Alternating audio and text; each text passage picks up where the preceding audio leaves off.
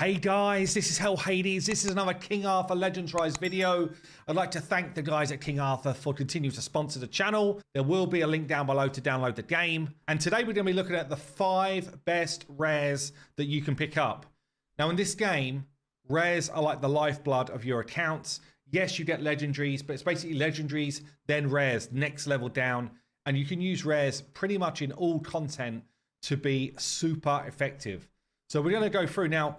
The one that I've put the most effort into on my account so far is K. It's actually one of the ones you pick up super early, really free to play friendly, and she absolutely KOs enemies. Plus she's got a bunch of mechanics in her kit which really help for the bosses as well. Before I go into full detail on K, I just want to call it out. Like in this game, chivalry is kind of like a dupe system, and obviously rares are just easier to get. So it's way easier to max the chivalry for rares than it is for legendary champs.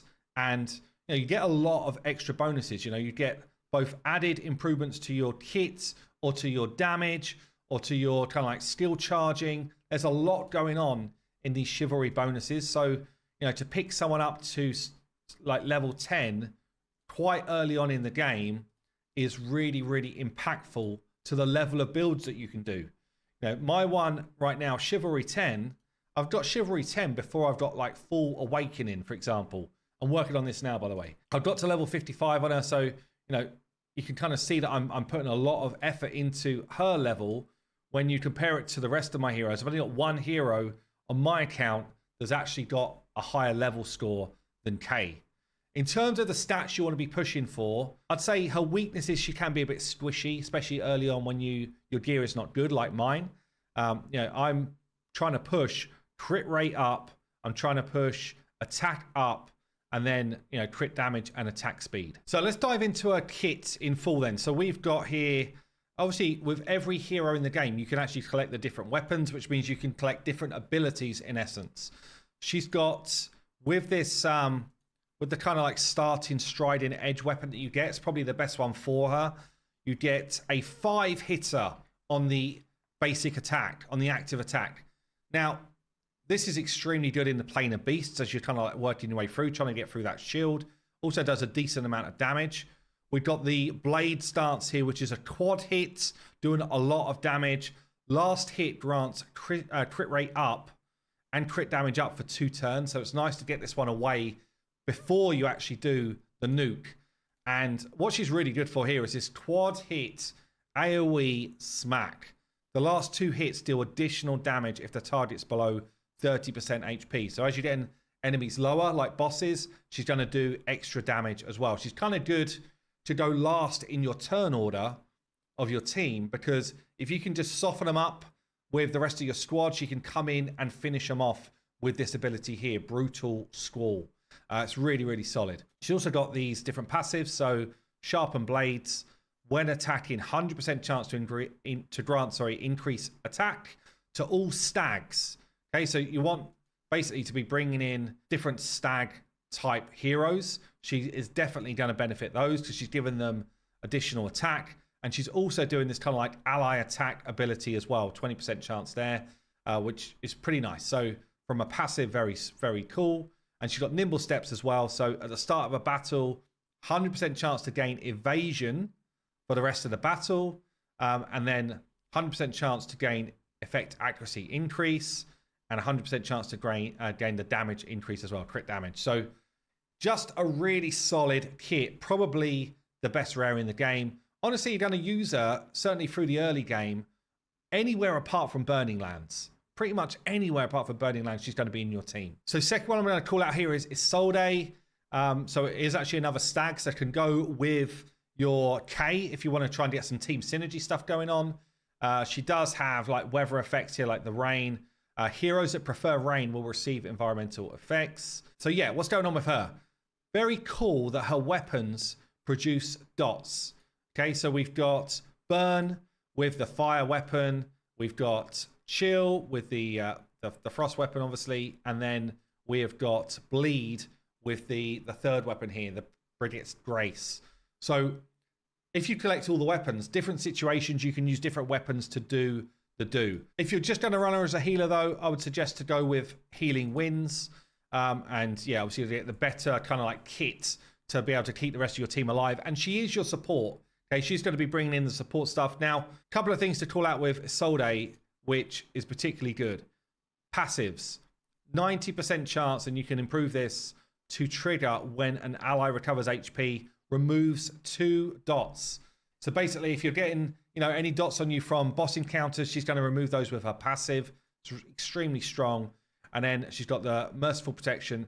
When using Skill 2, again, remove 2 dots from allies.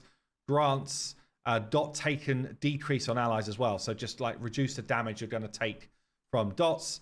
And yeah, when you've got Healing Wind on, you've basically got 2 nice heal all ally abilities, which is going to keep your team nicely topped up. In terms of build, you really don't want to build her in Vigor, would be great. That means you're always going to get the big abilities back when you're coming up to your kind of like turn with her. Or you can just go for like speed abilities or just like a healing set. But really, I would say Vigor's the way to go. Right then, the third one we're going to call out here is actually Sarah, another support type hero here. She's got cleanses, but in a different way to Isolde. So it can be a really good secondary support. So she's got a passive here where she's able to remove 2 debuffs, but it will not remove dots. Okay, and it's up to 4 random allies. So this is a really great ability to just keep your team from getting wrecked. In this same, in the Wound Reaver, the kind of like storm weapon, probably the best weapon for her really. You get a couple of other kind of like decent ones. So you've got a heal on the basic. You've got a big heal for the whole team based on her HP, which has also got a 1 debuff cleanse on it, which is quite nice to keep your team alive and moving. But then you've also got this here, heals your team and gives your team increased defense.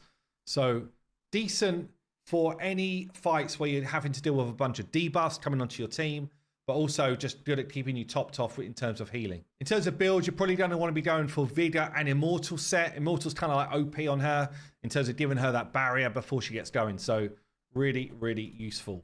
Okay, who's my 4th one up? Oh yeah, Anguish. Anguish, I actually just recently picked him up. I'm starting to level him out myself. Give him the spin. Very nice. So yeah, Anguish is one of these funny champs really, funny heroes where you don't necessarily need to be going for like these big crazy builds, right? He's all about taking them into places like the Burning Lands and I guess environments where you want to land dots. So what he's got here, if the target, this is one of his passives, Bridle of Pain. If the target has got a dot, then grants dot taken increase 1 for 4 turns. So basically, he's increasing the level of the damage you're doing over time. So all you really want to do is build him with a lot of accuracy and attack speed so that he's outlapping the boss and he's constantly being able to get this on. So it's on a 4-turn cooldown. You can scale it up to 2-turn cooldown. But yeah, you basically just want to be regurgitating this passive over and over again. His other passive here gives him accuracy increase and attack increase, which again you want in terms of just cycling through your abilities. I would say the Frost Weapon's probably the best, but again, like you just got the ability to just kind of like land a bit of extra damage, maybe land the chill. But ultimately, it's just about rotating through that passive ability. We've got one more on the list, and it is going to be Rosia. I don't know how the hell they got away with this champion design, by the way. It's too sick. Look at that. It's like, she is a mess. She is in the war. So Rosia is all about damage, which is what we love, right? She has got, again, some crazy passives. Generally, the reason why a lot of these rares are so good is because their passives are so good. So we've got here Hook of Death. When using Skill 3, gain Blood Frenzy. So 100% chance to inflict bleed, which is obviously going to be a nice bit of damage boost. And then we've got Unrestrained Lunacy. So at the start of a battle, 100% chance to gain damage taken over attack.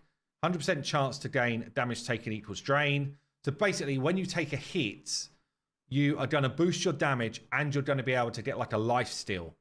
100% chance to gain drain, trigger rate increase 3 for the rest of battle, and 100% chance to gain accuracy increase for 2 turns. Loads going on this passive. Long and short of it is she becomes an absolute damage machine and she is able to self-sustain. You definitely want to be looking for the Murderous Flame for her. It's probably just OP, honestly. You got a triple hit on the basic ability here with a chance to bleed. We've got HP recovery on the second skill here, Cackling Banshee. When affected by a buff, gain accuracy increase. And then when affected by a debuff, gain speed increase. And then we've got the ultimate ability here, sacrifices 10% of max HP. Then attacks an enemy 5 times with a chance to bleed. Yeah, and she does the Hook of Death. Like, really, really great damage dealer for a rare. So that's going to be my 5 top rares and how I would build them and where I would use them. Let me know if you're using any others below that I should go and take a look at. I've been Hell Hades. Thanks again to King Arthur Legends RARES for sponsoring the video. There will be a link down below to download the game, and I'll see you in the next one.